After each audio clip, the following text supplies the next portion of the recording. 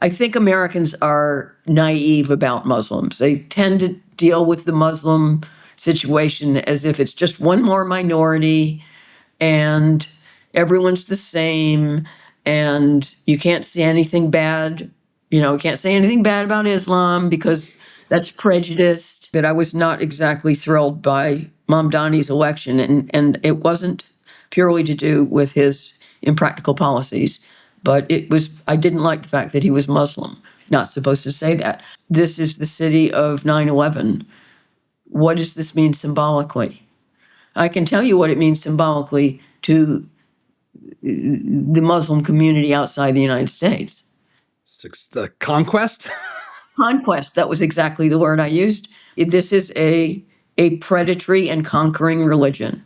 And it is a religion that does not believe in the separation of church and state.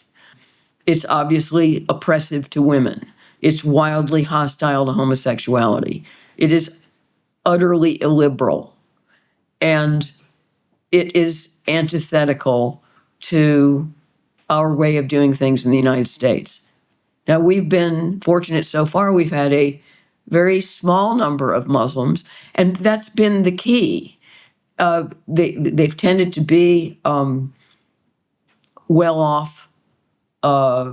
Doctors and engineers in Dearborn. In the professional class. They don't live in ghettos, and except in Minneapolis. They tend to be quite moderate. Yeah. Maybe Muslim in name only. They're not fanatics. They're not very good Muslims, but they are good Americans. It has made us think, well, there's nothing wrong with a lot of Muslims coming in, but it's very concerning if you have a large number, because then, as has happened all over Europe, they do ghettoize and they do not assimilate. I mean, I have a provisional but default position of I don't see why we should have Islamic immigration into America, given what our Constitution is, and given that our current immigration law is quite explicit in saying that people with a totalitarian ideology, including but not limited to communists, are not admissible into this country. That is current immigration law on paper. It's on the books. So I don't understand how we let Mamdani or his father in this country. I don't know how, I don't see how we should have laws that even allow someone like him to run for office. And I know that that makes me sound like a far-right whack job, I guess, to some people. But it's like, what kind of society lets people come in and declare that they hate the society? He shouldn't have been allowed in. He shouldn't have been allowed to become a voting member of the public and shouldn't have been allowed to run for office. That's what sane politics would have. I think having a law that we don't let Muslims in is probably not going to work. It's not going to fly. But I could see restricting immigration from certain countries. And just by coincidence, they're full of Muslims.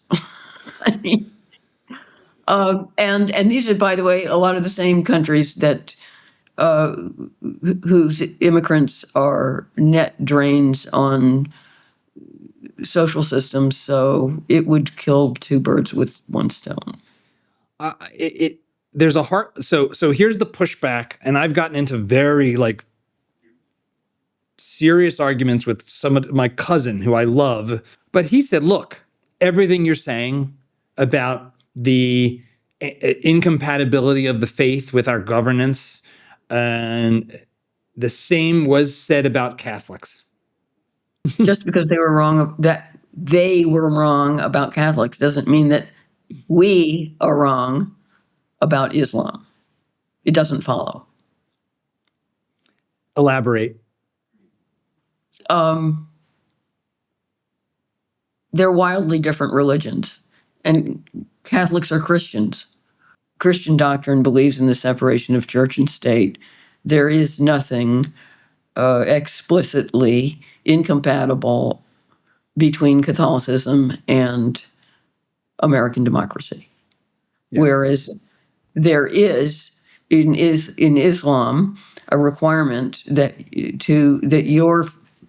your fealty is to Islam and not your nation. So that's incompatible right there. The beliefs that they espouse are contrary to American law. I think you can build an objective case. Catholicism, fine. Islam, not fine. So long as we have a country and it has laws and we believe in some notion of the rule of law, it does seem weird to allow people in whose explicit doctrine is oppositional to that law in really profound ways. Mm-hmm. Especially when there's like a history of like 40 plus countries that have played this out with very similar results in every one of them. Well, I mean, obviously you can say this is religious discrimination. It certainly is. But the word discrimination means more than one thing. You can be discriminating in a positive sense. And I think that we need an immigration law which is discriminating in a positive sense, that is selective, that chooses people who want to live in the country who are going to be good for the country. We should be selecting people through our own self-interest, not because they're family members, that's someone else's self-interest, but because they're going to help us and that they have a high likelihood of blending in and becoming part of an ideally unified polity. I mean, the whole multicultural model is not going to work. There are too many different nationalities in the United States now, and we should not be aiming for having, lots of little camps like stands at the World Fair. We have to work at becoming unified again, the United States of America. I know it sounds like some kind of stump speech or something, but we have to stop emphasizing how different we are, and diversity is our strength. Diversity is not our strength. Diversity is a weakness. And I think we would be well off to wildly reduce immigration, which Trump has done, and I give him credit for that, and keep it that way for a while. It implies that Americans are not like anyone else. They don't have normal psychological, emotional, and anthropological reactions to enormous numbers of foreigners pouring into their country. We're supposed to think it's all fine, all the more the merrier, and if it starts to piss us off, we're not supposed to say anything. We're required to suppress that resentment that I mentioned, because it is unjustified. We're a nation of immigrants. You're supposed to welcome everybody. And yet I believe that this gut response to a certain quantity of people who are from elsewhere, wherever they're from, is a normal human reaction. And I see it all over the world. It doesn't have to do with race. The South Africans really resent huge numbers of Zimbabweans coming in. Yeah. Nigeria in the 1980s expelled millions of Ghanaians who had entered their country in quantity and had become the source of enormous popular resentment. Colombia has had a popular resistance to all these Venezuelans pouring in. Oh, yeah. These are people who are all the same race. And this isn't about race. It is about otherness, if you will. I don't think it's fair to say that the United States and Americans are not allowed to have these normal responses. And after all, most countries are the result of some kind of migration. The human race started out kind of small and spread everywhere. So there are not very many countries that could claim to be made up of entirely indigenous populations because there didn't used to be people in most places. So, when you're going to be extreme about it, we're all immigrants. We are all descended from migrants.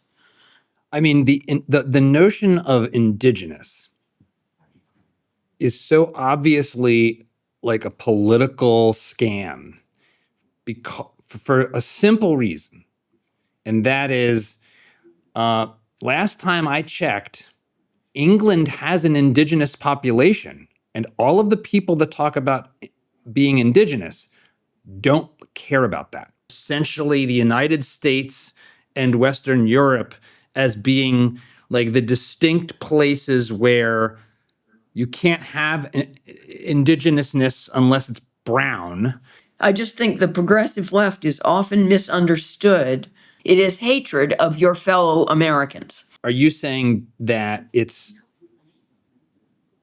progressives hating essentially non-progressive America, like conservatives? It's like we need to flyover America. We need to have you be replaced. Yes. So we're going to import your replacement, and they'll be grateful to us because aren't we so kind? And then we get to run the table on the political show because we've replaced you knuckle dragging right wingers with your red hats. Is that, I mean, I'm being hyperbolic, but is that basically what we're talking about? Oh, absolutely. Although I think that progressives are increasingly hostile the closer that you get to them. Like they really hate classical liberals.